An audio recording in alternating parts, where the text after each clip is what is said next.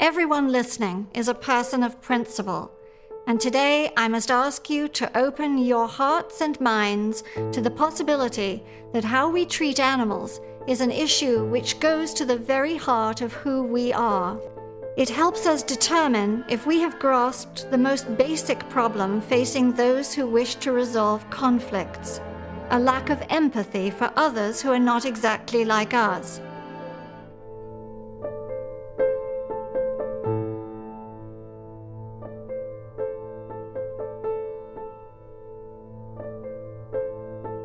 The question is, why don't enough good people care? It's not as if reaching out to one group takes away from reaching out to another. The problem lies in the definition of me, of my people, and most of all, the definition of others. If we change those definitions, our work is done. Resistance is taught, and it is instinctual. It's not intellectual. To rid ourselves of our biases takes effort, and sometimes it takes an experience.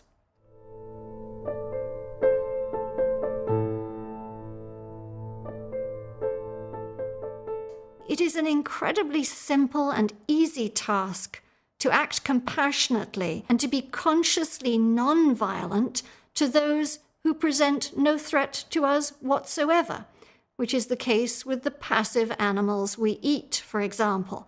So why isn't this done as a matter of course? Again, it's a failure to recognize the us in them. In Washington recently, I saw a bumper sticker on a car. It read, "I am you, only different."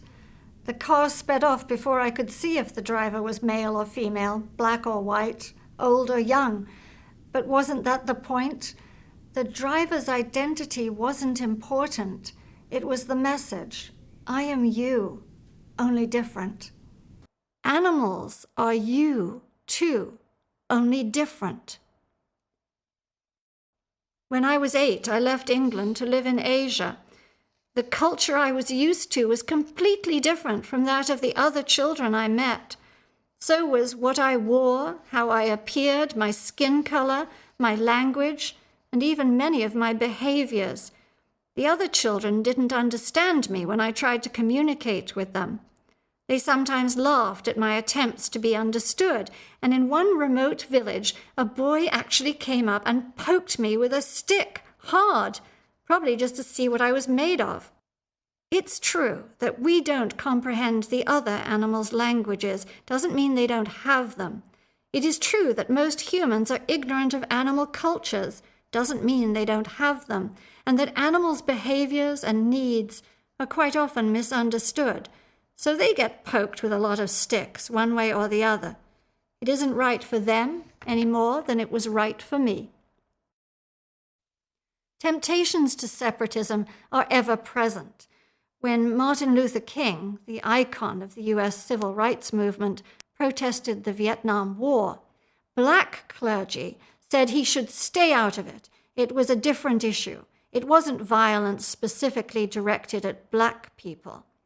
And Martin Luther King said these magnificent words, "Injustice anywhere is a threat to justice everywhere." A movement is successful when it's diverse and it recognizes the larger context within which it lies. Violence affects all walks of life, human and animal, and to allow one form of violence to exist while asking for the eradication of the other seems painfully hypocritical. Much of our bias is born of an incredible level of misunderstanding, of ignorance about animals. In the days of slavery, which really wasn't so long ago, people in the United States honestly believed that African men didn't feel pain as white men do, that African women did not experience maternal love as white women do, and so it was quite acceptable to brand men's faces with a hot iron and to auction off slaves' children and send them vast distances away from their loving mothers. All evidence was to the contrary, yet highly educated people defied their own ears and eyes, and their own common sense and their own ability to deduce by denying the facts before them, simply because society accepted the exploitation of those races, and it takes commitment to break away from the norm, even when the norm is so ugly and so obviously wrong. Today, we have abolished human slavery, at least in theory, and at least we know it's wrong. But we do continue to enslave all the other species who, if we're honest with ourselves, show us that they experience maternal love as we do, that if we burn them, they scream as if we burn ourselves, that they desire freedom from shackles just as we do, and that if you tickle them, they giggle as we do too. In fact, there was a study recently about how mice tickle each other in play and giggle, but at frequencies so low that we can't hear them without instrumentation. They are killed simply because someone is powerful enough to steal their land, run them out of their homes, take their young from them, cut them up and eat them, experiment on them, use their skins, treat them as amusements to jump and dance and be forced to fight for some human fleeting pleasure. They never can feel secure. They must creep and run. Nonviolence can be expressed through kindness to the animal nations, the ultimate kindness being to leave them in peace and refrain from exploiting them, something we do only because we somehow, without thinking, suspend our dearly held belief that might does not make right. A nonviolence movement cannot stand silent while factory farm animals, whose meat is distributed worldwide, are forced to live their entire lives never seeing the sky or breathing fresh air, confined to spaces barely large enough for their bodies, pumped with drugs, beaten daily, fed deliberately nutrition-poor diets, and slaughtered in the most painful and heinous ways. Those who suspect wars are mere seizures of resources become vegetarians when they learn that it takes 12,000 gallons of water to produce just 1 pound of cattle flesh, that it takes 50 times as much water to raise a cow compared to raising the same amount of food from, say, potatoes, and that it takes nearly twice as much fossil fuel energy to produce a meat-based diet over a plant-based one. And that works out to approximately 150 extra gallons of fossil fuel every year per meat eater. People who try to justify mistreatment of animals by saying that they're stupid and they're dirty are using arguments that have been used historically against those who are marginalized and dismissed. Even if we believe ourselves to be superior, we are not entitled to be bullies. In Exodus 23:5, we are told, "If you see a donkey of your enemy lying under its burden, would you refrain from unloading it? You shall surely unload it with him," which shows the potential of compassion to transcend and even resolve human conflicts.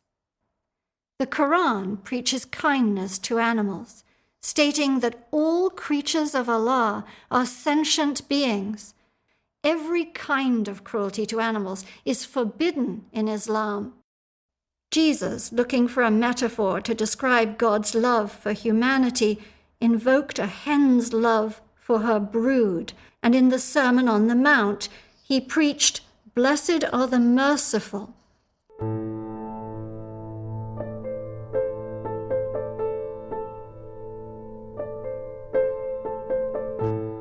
After Hurricane Katrina, the New Orleans Superdome, which is a giant indoor football stadium, was used to temporarily house tens of thousands of mostly poor people who were left homeless by the floods.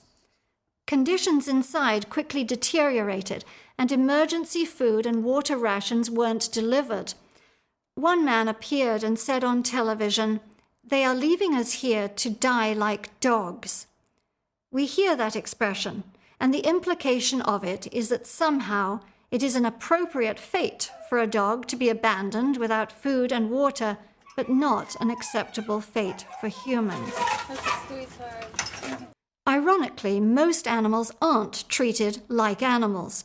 Their miserable existences as meat on the hoof, beasts of burden forced to carry heavy loads almost to the breaking point and sometimes to the breaking point, the way they're warehoused together like boxes on a shelf, their lives in cages and irons, denies them everything natural about their lives. Poultry in most countries today, for example, are often bred to gain so much weight so quickly that they can't even reproduce without artificial intervention. Treated like animals is the wrong metaphor. These animals are not treated like animals. They are treated like things, like commodities, machines, and objects. They are treated like everything but as animals. Before I end, let us look at who animals are. They are not what. Their very name, animal, comes from the Latin anima, meaning life. But permit me to focus on one quality that is often believed to be the private domain of humans: morality. Experimenter Stanley Wetchland showed that a hungry rhesus monkey would not take food if doing so meant that another monkey received an electric shock. In a variation of that experiment, Dr. Carl Sagan and Anne Droyan reported that macaque monkeys were fed only if they were willing to pull a chain and electrically shock an unrelated monkey whose agony was in plain view through a one-way mirror. Otherwise, they starved. But after learning the ropes, the monkeys frequently refused to pull that chain.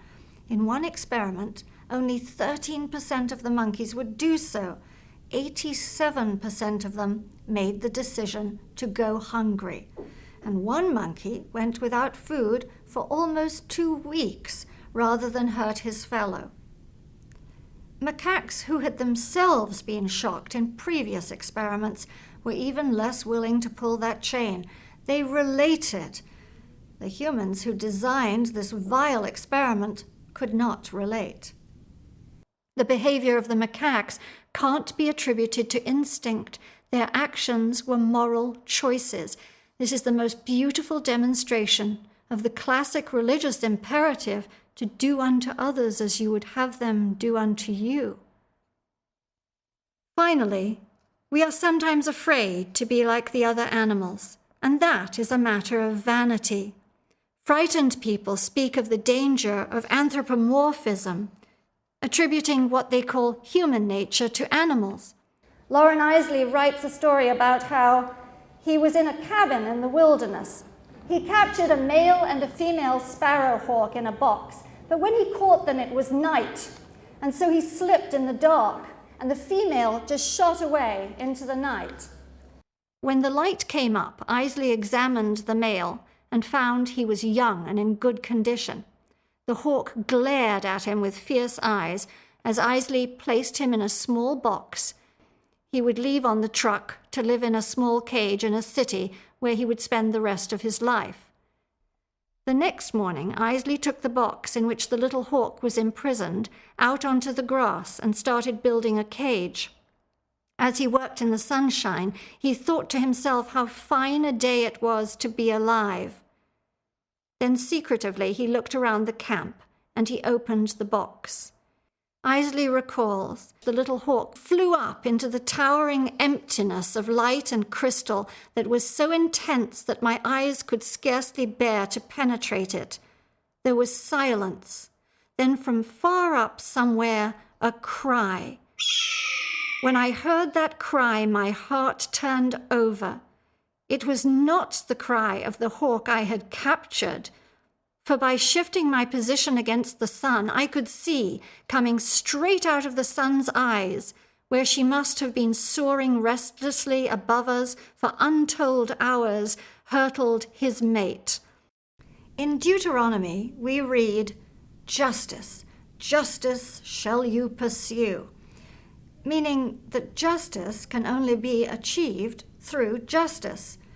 Perhaps nonviolence, too, can only be achieved through nonviolence. It can begin at our breakfast, and it can be part of everything we do all day. Once we have confronted our biases and we've made peace with the others around us, it will be as if we ourselves have let the sparrowhawk out of his unjust prison and spared his life, reunited him with his mate. Then truly, the peace process has begun. I wish you all great peace in your hearts and energy in the important work of being a good citizen in this world. Thank you.